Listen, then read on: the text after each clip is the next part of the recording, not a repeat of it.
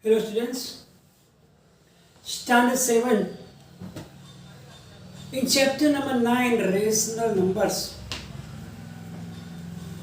In the few previous lectures we learned what are the rational numbers, like that p by q form we can write down, then it is known as rational numbers.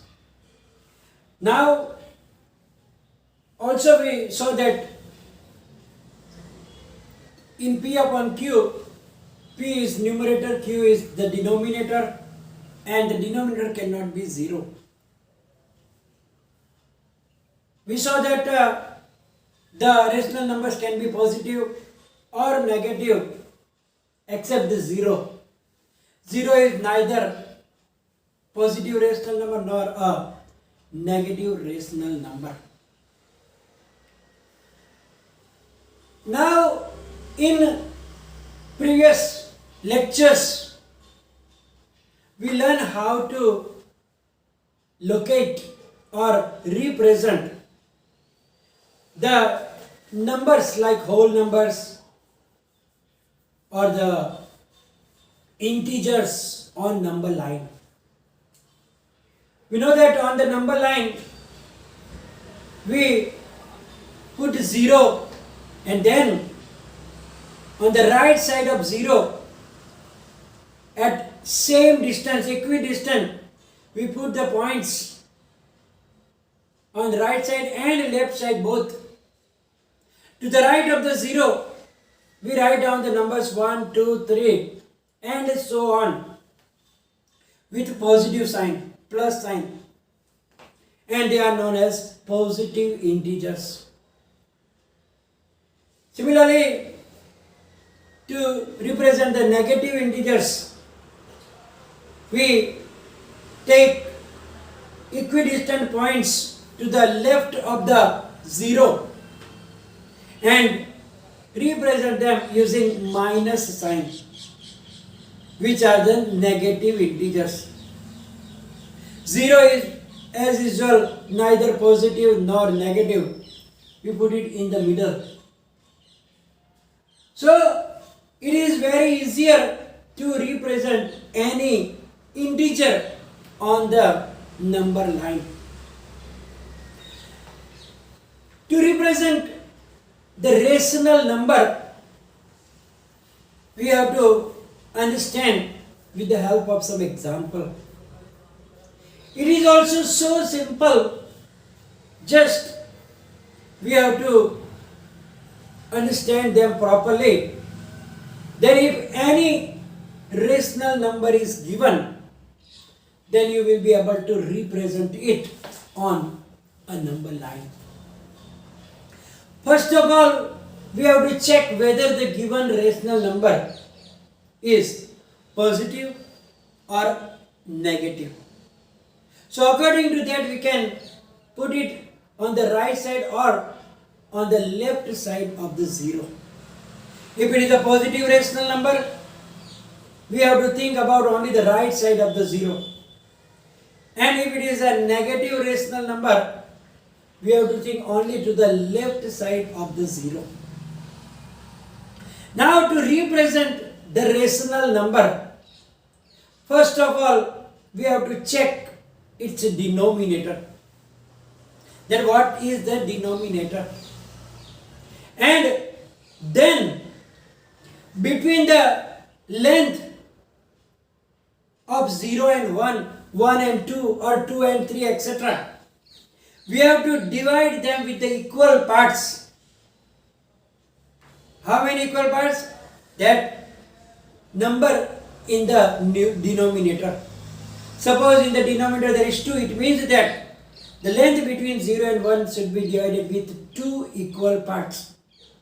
If denominator is 3, then we have to divide the length between 0 and 1 or 1 and 2 or 2 and 3 with 3 equal parts. And we know that when we put integers on number line, Then the distance between 0 and 1, 1 and 2, 2 and 3. Similarly, -1, -1 and -2, -2 and -3. All the distances are same. Means they are at equidistant. Similarly, when we put the rational numbers also, when we divide the length between 0 and 1 or 1 and 2 and 2 and 3 or this side to the negative side also, when we made the parts, then that parts also must be equal. Means we have to put the points at equidistance. Means the length of that parts must be equal. And then we have to represent that given rational number. Let us understand with the example of 1 upon 2 and minus 1 upon 2. Here 1 upon 2 is a positive rational number, therefore it will be on the right side of the 0. And minus 1 upon 2, that is a negative rational number. So obviously it will be on the left side of the 0. Now, as I told you, what is the denominator? Denominator is 2. And here it is very simple. So what we have to do now? We have to divide the length between 0 and 1 and also 0 and minus 1 in two equal parts. Means exactly at the middle of 0 and 1 and also exactly at the middle of 0 and minus 1. Look here, I already did here. Here 0 and 1, 0 and minus 1. Exactly at the middle of 0 and minus 1 and exactly at the middle of 0 and 1 we put the points, means we make two equal parts. And the first part, and therefore that is 1 by 2, and this side that is minus 1 by 2. So that is very simply we can locate this number. Similarly, let us understand 1 by 3. If 1 by 3 is to be located, to be represented on the number line, then how many parts will be done? Obviously 3 parts, because 3 is in the denominator. So the length between 0 and 1 is divided into 3 equal parts. So we have to put 2 points at equidistant, so that 1, 2 and 3 equal parts are made. Now if I have to put 1 by 3, then the first part. If I have to locate 2 by 3, means 1 and 2, that is 2 by 3. And 1 is the 3 by 3. If we take all the 3 parts, then it will be 3 by 3. So 3 by 3 is represented by 1. So here 1 by 3 means we have to take 3 parts, and from the 3 parts we have to take the first part, which is 1 upon 3. If it was 2 by 3, we have to take first and second part. So that will represent 2 upon 3 and so on. So by this way we can represent any rational number. Now, rational numbers in standard form. So when we write down the rational numbers, sometimes we need them into its standard form. So now we should know what is the standard form. So sometimes they are already in standard form, sometimes they are not. Then we need to understand how to convert them or reduce them to its standard form. But first of all, what is the standard form? Look here. A rational number is said to be in standard form if its denominator is a positive integer. First condition is that denominator must be positive. It means that if it is a negative rational number also, then the negative sign should not be in the denominator. It must be in the numerator. So if it is positive integer, the positive rational number, then not a problem. But if it is a negative rational number, the negative sign must be in the numerator. It must not be in the denominator, because given that denominator is a positive integer. And second thing, and the numerator and the denominator have no common factor other than 1. It means that the numerator and denominator must not have any common factor except 1. So if there is any common factor, then we have to cancel them, or you have to divide them by their HCF, and then to reduced form we have to write down, and then it is said to be in the standard form. So the rational number can be said in the standard form. For that we have to check two conditions. First condition is that if it have a negative sign, it must be in the numerator. If it is in the denominator, we have to put it in the numerator only. And what is second thing? Second thing is that the numerator and denominator, their HCF must be 1. It means that they must not have any other common factor than 1. Only 1 should be the common factor between the numerator and the denominator. So then it is known as the standard form. For example, 3 upon 5 minus 2 upon 7 minus 5 upon 4. Here you can see that 3 and 5 don't have any other common factor than 1. 2 and 7 also, and negative sign is in the numerator. Negative sign is in the numerator. 5 and 4 don't have any other common factor than the 1. So these type of numbers are said to be in the standard form of the rational numbers. Now, what if the rational number is not in standard form and we want to convert it? It is very easier. Actually, here they wrote down that to reduce the rational to its standard form, rational number, to reduce the rational number to its standard form,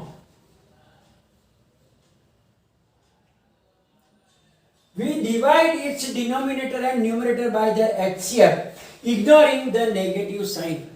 But actually, that will be a long process. Rather, what will we do? As I explained here, reduce minus 45 upon 30 to the standard form.